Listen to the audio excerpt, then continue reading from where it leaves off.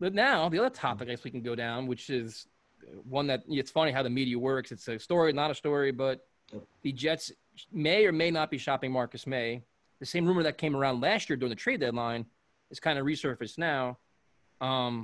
Interesting because this all came after they drafted Ashton Davis, who, if you look at it, if they do all the research, the kid flies around, very versatile, ball hawk, speed, does a lot of the same things that Marcus Maye can do, which is cool. Hasn't done it yet in the NFL.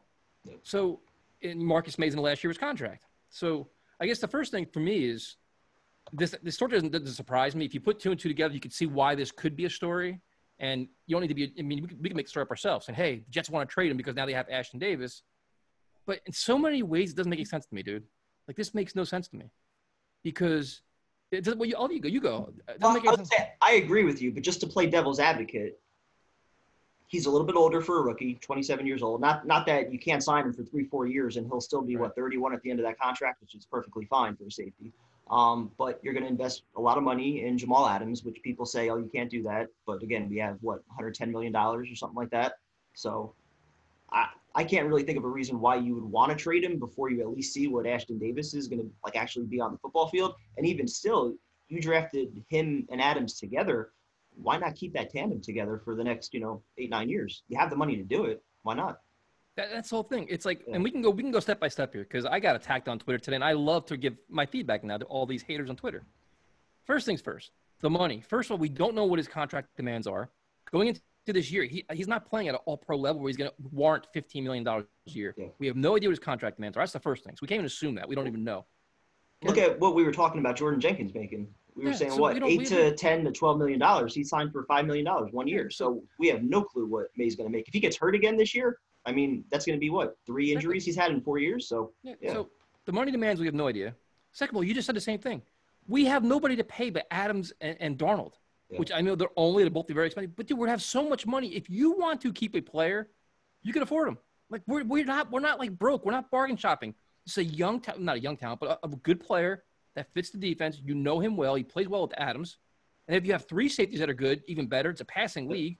Look how many secondaries like the Seattle Seahawks. They had everybody had all these right winning teams. Like you don't let good players just walk away.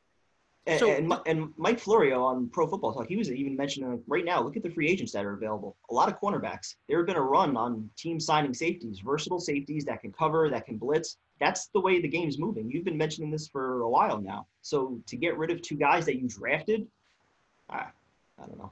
It doesn't make sense. So it's like you have a guy that flies around, leader, good character guy, hard hitter, does everything right. If you stay healthy, so we don't know the money. Say he wants $8 million a year, whatever it is.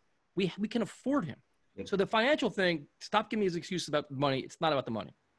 Look at the player. They say, oh, he's always injured. He plays, man. He played all last year. I mean, he gets banged up, but I mean, I'm willing to see how he plays this year. Like to do first year in his third year, he pretty much played almost every single snap. So. Yeah. So then you go into to even consider trading him now before the season starts makes no sense to me because first of all, you want to get Adams done. Make sure he's signed first before you make any moves. Second, you want to see what you have in Davis. And then what if Maye plays lights out this year? It means you get a good year out of your defense. And they say, hey, you know what? We want to keep this guy. Yeah. Like what is his value right now, dude? If we trade him right now, what are you getting, a 4th round pick for next year? Third, maybe. For next year. Yeah.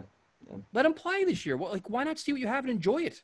Well, I was gonna say for all that we've kind of criticized the way that Joe Douglas has handled, some things in free agency, the one good thing that I think he's set up is that you're going to have a lot of guys either on 1-year contracts or without a lot of guaranteed money entering this year, which always sets up for good competition. So the guys that play well, the guys that, show that they can be part of the culture that you want to build going forward, you can reward them with contracts. You're going to have over $100 million, probably close to 120. If you trade guys like Henry Anderson, Williamson can still be cut. So they have so much money to work with. Yeah. Exactly. So I think it sets up for, building a competitive environment where you can reward those guys that show that, again, they want to be part of this and they fit what you're trying to do.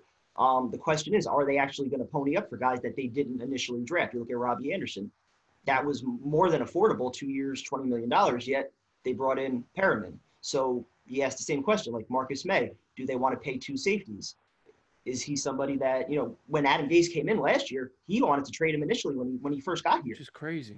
Exactly. I understand that. So you worry that I understand you want to establish a new culture, but you also have talented players that are here. Not a lot of them, but you have some talented players that are here. And it seems like one by one, they're just alienating a lot of them. And maybe it is part of the plan to just completely, shift this entire thing out the door and bring in a new thing. But if you're going to do that, do it. Trade Bell, like get everybody out, like completely start over. Otherwise, like you're kind of half in, half out. Yeah, I don't understand. Like to do anything now is stupid. I mean, if you want to, say at the trade deadline this year, go down this route, fine. Say, listen, you know what? We're not gonna be able to resign him. We don't want to resign him. Do like not like last year where they didn't do that with Robbie Anderson. Exactly. You don't want to be in that situation. Yeah. Yeah. So if you know you're not gonna resign him, whatever, you can't afford whatever it is, which is not the case. Then do it. But to do it now, the one thing that bothers me the most is that now all of a sudden every guy we drafted is a Pro Bowler. Everybody's a godsend, best draft ever, best players ever. Everybody, the quarterback, the running back, the 6th, 7th guy, everybody's great. You got to prove it. And this isn't being negative and save me all that shit about that. It's just we've been down these paths many times where I'm not getting rid of Marcus Maye because Ashton Davis may be good. Let him prove it. Let him have a lights out rookie year. And then if you have 3 great safeties in a passing league, cool. What you can do is you can put Jamal Adams in the box like a hybrid linebacker if you want, and have those 2 back there flying around. Yep. Why not? If you're going to pay Jamal Adams $16 million a year, $17 million a year, hybrid linebacker, safety linebacker, attack the line of scrimmage, let these 2 guys fly around, and you're maximizing all your resources. Yep. What's wrong with that? Again, just the idea of trading talent, period, bothers me. It takes so long to get it. Exactly. And Douglas isn't the type of guy that's going to try to build through free agency, at least not what we've seen in year one. He's not going to, dish out huge contracts next year. So you would think that the guys that are in-house that have earned it or that will earn it, are going to get most of that money. And then the ones that do walk, you're set up nice for comp picks because you're going to have a ton of free agents. So you can kind of see how he's trying to build this thing. I get it. But, at some point you have to actually reward the guys that are here. Otherwise, the culture aspect, it doesn't really work because Jamal Adams, he's supposed to be the one guy. Yet, he's a poster child for it. Yeah. And you look at his social media still, I mean, you can see the tension there. He's not happy at all. No. So yeah, at least he finally posted something in a Jets uniform the other day. I was shocked when I saw that. But yeah, you can pay him, you can pay May, you can do other things, and the cap will be fine. Like the salary cap's going to go up. Yeah, money's not an issue. It's about talent and keeping talent and maximizing your defense and everything else. So, and that whole not a Gase guy thing is driving me crazy too. Because I know what a Gase player is. We have no idea. We know what a Joe Douglas player is. Smart, high character, high energy. We have no idea. Like, I still don't know what a Gase guy is after a year. No idea. But these stories, man, it's just like, end this, like, I don't know. And then it's like, oh, get used to it for the next 2 months. And it's like, we'll trade him and something else for Juju Smith-Schuster. And I'm like these stories, man, they just don't end. No. So it seems like there's a lot of wide receivers out there, though. There are. There's not getting their 5th-year options. Corey Davis, Ross from the Bengals. There's a lot of guys. I wonder if they're going to take another option on somebody like that. Yeah, I mean, there's still Aaron great out there. Yeah, there's a couple guys out there you can still pick up. So I mean, the Jets can just letting the market play out. I mean, it's gonna be so quiet now, man, for the next 2 months probably. Yep. The schedule comes out on Thursday. That's gonna be we talk about that, but the hell's else there to talk about? And it's just I just wish the Jets would stop giving these stories out. Like there's no, it's.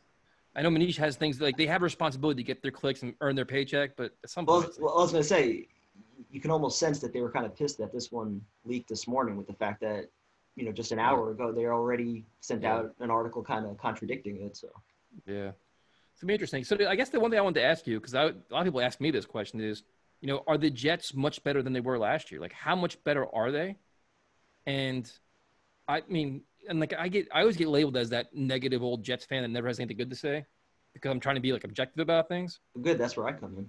Yeah, exactly. So I think they're better. I think the expectations of offensive line is gonna be better. The receivers, I can't say that for sure because I don't know what Mims is. And the expectations for him in a rookie year, I don't have a lot for any rookie receiver. That's just the way I am. Perryman, I don't know either. Like, if he's mediocre, cool. Like, I don't, my faith is more in Sam Darnold than anything else on offense where he can overcome the average receivers and just get the ball in their hands. Like, I think Sam Darnold is like the key to the whole puzzle. Yep. You know what I mean? Like, he can overcome bad coaching, mediocre receivers, shoddy offensive line. He could overcome all of it if you just keep him healthy and keep him upright. I think Darnold is definitely the kind of guy that can do that. I just don't know if he could do it yet. Yeah. At 22 or 23, whatever he's going to be going into this year, the fact that your receivers, you got a lot of guys that are new. Mims, I do think might take a little bit of time to progress. Perriman, you don't know exactly what he's going to be in year one. I do like the fact that you have between him, Mims, the undrafted guys that you brought in, Cager and Campbell. You got like 4 or 5 guys that all have 4.3 speed. So you would think Adam Gase can find a way to, plus Vincent Smith. Maybe Berrios can, contribute a little bit. You're getting Herndon back. I think you have enough weapons, at least, that if the offensive line can just play average, which I don't think, is really setting expectations too high. Nope. I think Darnold is a good enough quarterback. And let me just say also, this goes well beyond when Darnold was even drafted by the Jets.